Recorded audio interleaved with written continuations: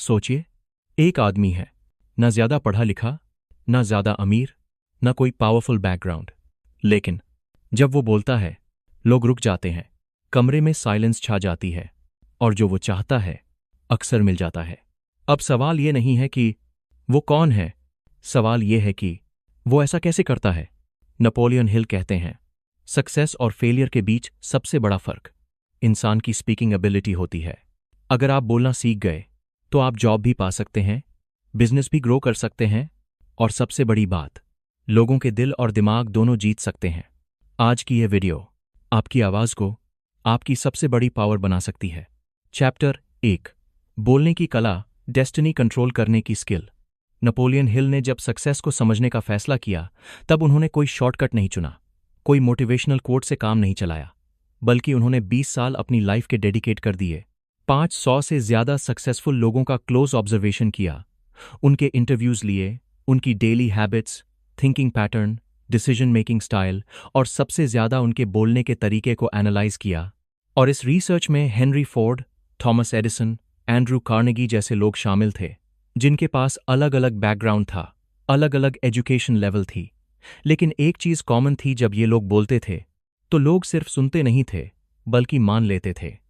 और Napoleon Hill के लिए यही सबसे शॉकिंग ऑब्जर्वेशन था कि ऑलमोस्ट हर सक्सेसफुल इंसान के आइडियाज एक्स्ट्रा ऑर्डिनरी नहीं थे, उनके आइडियाज कई बार एवरेज थे। वही आइडियाज जो लाखों लोग रोज सोचते हैं।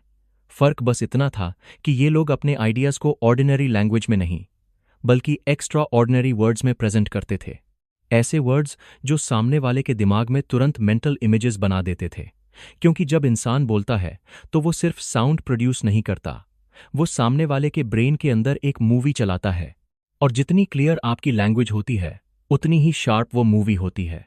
इसीलिए जब कोई इंसान कैजुअली कह देता है, मुझे एक अच्छा लाइफ चाहिए, तो ये सेंटेंस वेग है, इसमें कोई इमेज नहीं बनती। अच्छा लाइफ मतलब क्या? पैसा, पीस, हेल्थ, फ्रीडम, कुछ क्लियर नहीं। लेकिन जब कोई दूसरा इंसान कहता है, मैं एक डिसिप्लिन्ड, फोकस्ड और फाइनेंशियली फ्री लाइफ डिजाइन कर रहा हूं, तो सामने वाले के ब्रेन में इंस्टेंटली क्लैरिटी आती है। डिसिप्लिन का इमेज, फोकस का फीलिंग, फाइनेंशियली फ्री होने का विजन, और यही क्लैरिटी ट्रस्ट क्रिएट करती है। क्योंकि ह्यूमन ब्रेन नेचुरली उन लोगों पर भरोसा करता है जिन्हें खुद पता है कि वो क्या चाहते हैं। इसलिए ब्रेन क्लैरिटी ट्रस्ट कोई मोटिवेशनल लाइन नहीं, बल्कि साइकोलॉजिकल फैक्ट है। और इसी वजह से नेपोलियन हिल कहते हैं कि weak speech actually weak confidence का सिग्नल देती है। जब आप स्लो बोलते हैं, कंफ्यूज्ड टोन में बोलते हैं, सेंटेंसेस अधूरे छोड़ते हैं, बार बार maybe, I think, probably जैसे फिलर्स यूज करते हैं, तो आप अननोइंगली सामने वाले को यह सिग्नल दे रहे होते हैं कि आप खुद श्योर नहीं हैं। और दुनिया कभी भी अनश्योर इंसान को लीडरशिप नहीं देती, चाहे वो इंटरव्यू हो, बिजनेस मीटिंग हो या पर्सनल रिलेशनशिप, क्योंकि कॉन्फिडेंस सुनाई देता है, देखा नहीं जाता। और यही वजह है कि नेपोलियन हिल ने साफ शब्दों में कहा था, the world believes in the man who believes in himself, and that belief is heard in his voice. इसका मतलब ये नहीं कि आपको लाउड बोलना है या अग्रेसिव होना है। इसका मतलब है कि आपकी आवाज में सर्टेनिटी होनी चाहिए, आपके वर्ड्स में हेजिटेशन नहीं होनी चाहिए। क्योंकि जब आप अपने वर्ड्स को रिस्पेक्ट नहीं देते, तो दुनिया क्यों देगी? और यहीं से लाइफस्टाइल का रोल शुरू होता है। क्योंकि बोलने की कला कोई एक दिन की स्किल नहीं है, ये डेली प्रैक्टिस से बनती है। इसलिए अगर आप सच में अपनी डेस्टिनी कंट्रोल करना चाहते हैं, तो रोज कम से कम 5 मिनट मिरर के सामने खड़े होकर बोलने की आदत डालिए। शुरुआत में ऑकवर्ड लगेगा, खुद को बोलते हुए देखना अनकंफर्टेबल लगेगा, लेकिन यही डिस्कम्फर्ट ग्रोथ का साइन है। मिरर आपके सामने एक ऑनेस्ट ऑडियंस की तरह होता है, जो जज नहीं करता, लेकिन रिफ्लेक्ट करता है। किसी भी रैंडम टॉपिक पर क्लियर सेंटेंसेस में बोलने की प्रैक्टिस कीजिए। आपका दिन कैसा गया, आपके गोल्स क्या हैं, आप फ्यूचर में क्या बनना चाहते हैं। लेकिन ध्यान सिर्फ एक चीज पर रखिए, क्लैरिटी। सेंटेंस पूरा होना चाहिए, थॉट कंप्लीट होना चाहिए, बीच में रुकना नहीं है। और धीरे धीरे अपने फिलर्स को कॉन्शियसली रिड्यूस कीजिए, क्योंकि फिलर्स सिर्फ हैबिट होते हैं, जरूरत नहीं। जब आप बोलने से पहले सोचने की आदत डाल लेते हैं, तो फिलर्स अपने आप गायब होने लगते हैं। और जैसे जैसे आपकी स्पीच क्लियर होती जाती है, वैसे वैसे आपकी थिंकिंग भी क्लियर होती जाती है। क्योंकि बोलना और सोचना अलग स्किल्स नहीं है, वो एक ही कॉइन के दो साइड्स हैं। जो इंसान क्लियर सोच सकता है वही क्लियर बोल सकता है, और जो क्लियर बोल सकता है वही दुनिया को कन्विंस कर सकता है, इन्फ्लुएंस कर सकता है, इंस्पायर कर सकता है। और नेपोलियन हिल की पूरी फिलॉसफी का कोर यही था कि सक्सेस बाहर से नहीं आती, वो अंदर की क्लैरिटी से पैदा होती है, और उस क्लैरिटी की सबसे पहली आवाज आपकी स्पीच होती है। चैप्टर 2, इमोशन के बिना स्पीच नॉइज होती है। नेपोलियन हिल ने जब कम्युनिकेशन की पावर को एनालाइज किया तो उन्होंने एक बहुत अनकंफर्टेबल ट्रूथ ऑब्जर्व किया। दुनिया फैक्ट से नहीं बदलती, दुनिया फीलिंग्स से बदलती है, क्योंकि इंसान पहले इमोशनल बीइंग है, रैशनल बाद में। और यही वजह है कि आप किसी इंसान को फैक्ट्स देकर कन्विंस कर सकते हैं, लेकिन इंस्पायर नहीं कर सकते। आप उसे इंफॉर्मेशन दे सकते हैं, लेकिन मूवमेंट नहीं क्रिएट कर सकते। और यही फर्क होता है एक नॉर्मल स्पीच और लाइफ चेंजिंग स्पीच के बीच, क्योंकि फैक्ट्स माइंड को टच करते हैं, लेकिन इमोशन सोल को। और जब तक आपकी बात सोल तक नहीं पहुंचती तब तक वो एक्शन में कन्वर्ट नहीं होती। इसलिए नेपोलियन हिल का ये प्रिंसिपल कि emotionally charged ideas spread faster सिर्फ एक कोट नहीं है, बल्कि ह्यूमन बिहेवियर का ब्लूप्रिंट है। क्योंकि इमोशनली चार्ज्ड आइडिया ब्रेन के उस हिस्से को एक्टिवेट करता है जो डिसीजन मेकिंग से जुड़ा होता है। और यही कारण है कि जब आप कहते हैं स्मोकिंग हेल्थ के लिए हार्मफुल है, तो ये सेंटेंस टेक्निकली करेक्ट है, साइंटिफिकली प्रूवन है, लेकिन इमोशनली डेड है। इसमें कोई पेन नहीं है, कोई फियर नहीं है, कोई अर्जेंसी नहीं है, इसलिए ब्रेन इसे सुनकर स्टोर नहीं करता। लेकिन जब आप कहते हैं स्मोकिंग हर सिगरेट के साथ आपके लंग्स से एक हिस्सा चुरा लेती है, तो अब वही इंफॉर्मेशन एक लिविंग इमेज बन जाती है। लंग्स का डैमेज, चोरी का लॉस, इरिवर्सिबल हार्म। और ये इमेज इमोशन पैदा करती है, कंसर्न, फियर, रिग्रेट और ब्रेन इमोशन के साथ जुड़ी इंफॉर्मेशन को ज़्यादा देर तक याद रखता है, क्योंकि ब्रेन का सर्वाइवल सिस्टम इमोशन पर ही काम करता है। और यही वजह है कि हिस्ट्री में जितने भी इन्फ्लुएंशियल लीडर्स, रिफॉर्मर्स, थिंकर्स हुए हैं, उन्होंने कभी भी सिर्फ स्टैटिस्टिक्स से लोगों को मूव नहीं किया, उन्होंने स्टोरीज सुनाई। क्योंकि ह्यूमन ब्रेन नंबर से कनेक्ट नहीं करता, नैरेटिव से कनेक्ट करता है। नंबर्स लॉजिक को सैटिस्फाई करते हैं, लेकिन स्टोरीज आइडेंटिटी को।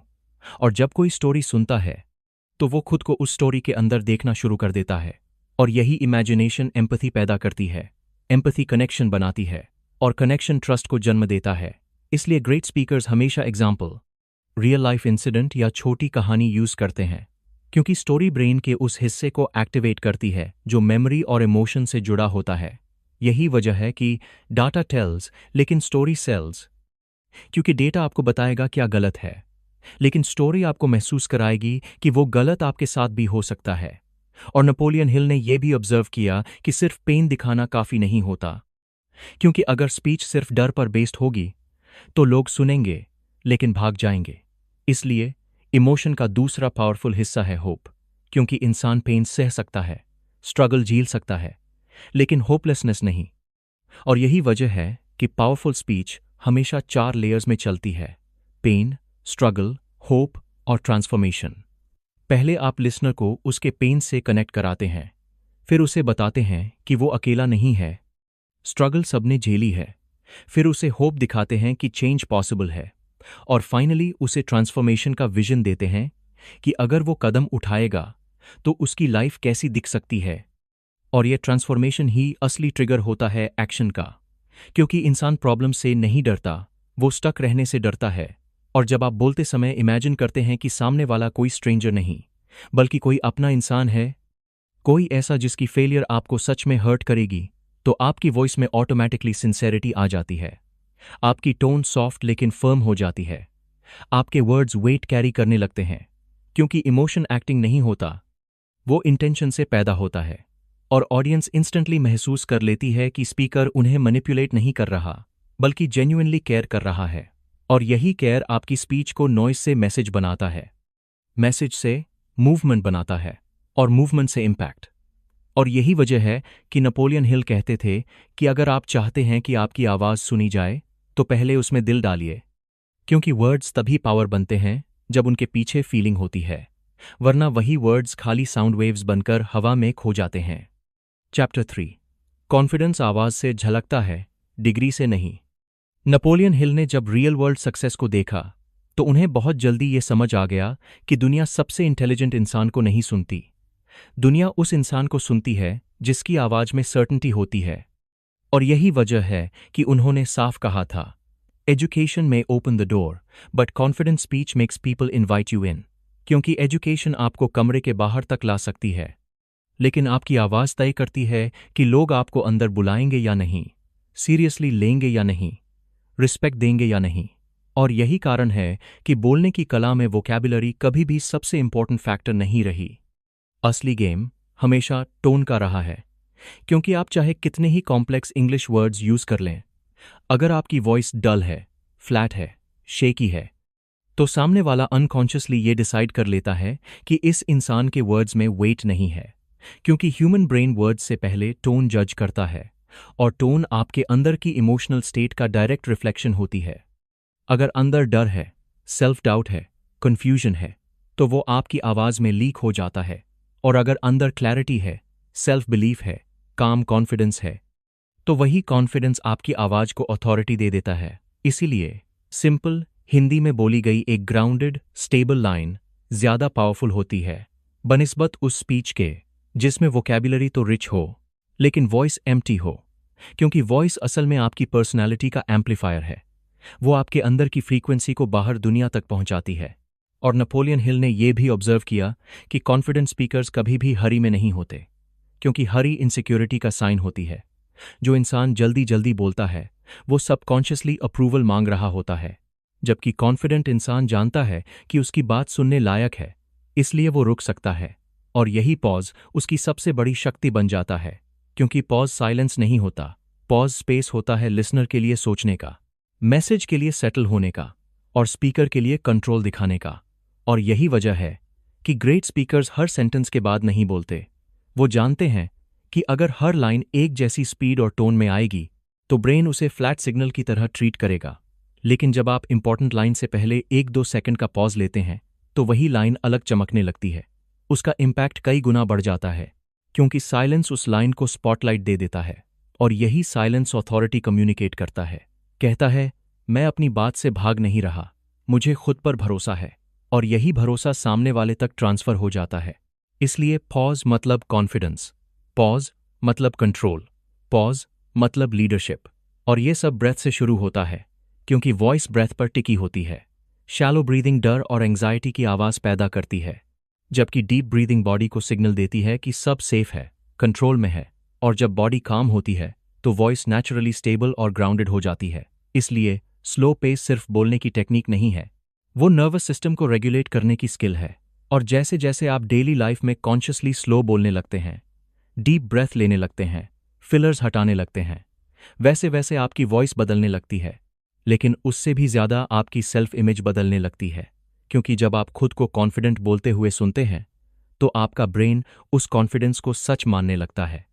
और यही internal shift external respect create करता है। और यही कारण है कि असली कॉन्फिडेंस किसी सर्टिफिकेट से नहीं आता, किसी डिग्री से नहीं आता। वो प्रैक्टिस से आता है, अवेयरनेस से आता है, और उस मोमेंट से आता है जब आप डिसाइड करते हैं कि अब आप अपनी आवाज को छोटा नहीं रखेंगे। क्योंकि नेपोलियन हिल के शब्दों में दुनिया उसी इंसान को जगह देती है जिसकी आवाज में खुद पर यकीन सुनाई देता है। और जब आपकी आवाज कॉन्फिडेंट हो जाती है तो आपको खुद को प्रूव करने की जरूरत नहीं पड़ती, आपकी प्रेजेंस ही काफी हो जाती है। चैप्टर 4, बोलना सीख गए तो लाइफ नेगोशिएशन बन जाएगी। नेपोलियन हिल ने जब लाइफ को ऑब्जर्व किया तो उन्होंने ये समझा कि लाइफ किसी एग्जाम की तरह नहीं है जहां सिर्फ सही आंसर से पास हुआ जाता है। लाइफ एक कंटिन्यूअस नेगोशिएशन है, जहां हर दिन, हर सिचुएशन, हर इंसान के साथ आप अपने शब्दों के जरिए अपनी वैल्यू नेगोशिएट करते हैं। और इसी वजह से उन्होंने कहा था, life is a continuous negotiation and words are your currency. क्योंकि दुनिया आपको उतना ही देती है जितना आप अपनी बातों के जरिए एक्सप्रेस कर पाते हैं। चाहे वो इंटरव्यू हो, जहां इंटरव्यूअर के सामने असल सवाल ये नहीं होता कि आपने क्या पढ़ा है, बल्कि ये होता है कि क्या आप अपनी स्किल्स की वैल्यू आर्टिकुलेट कर सकते हैं। या क्लाइंट मीटिंग हो, जहां क्लाइंट प्रोडक्ट नहीं खरीदता, वो कॉन्फिडेंस खरीदता है, क्लैरिटी खरीदता है। या रिलेशनशिप हो, जहां लोग एक्शन से ज्यादा वर्ड्स के टोन से जज करते हैं कि सामने वाला कितना सेफ, कितना रिलायबल, कितना इमोशनली प्रेजेंट है।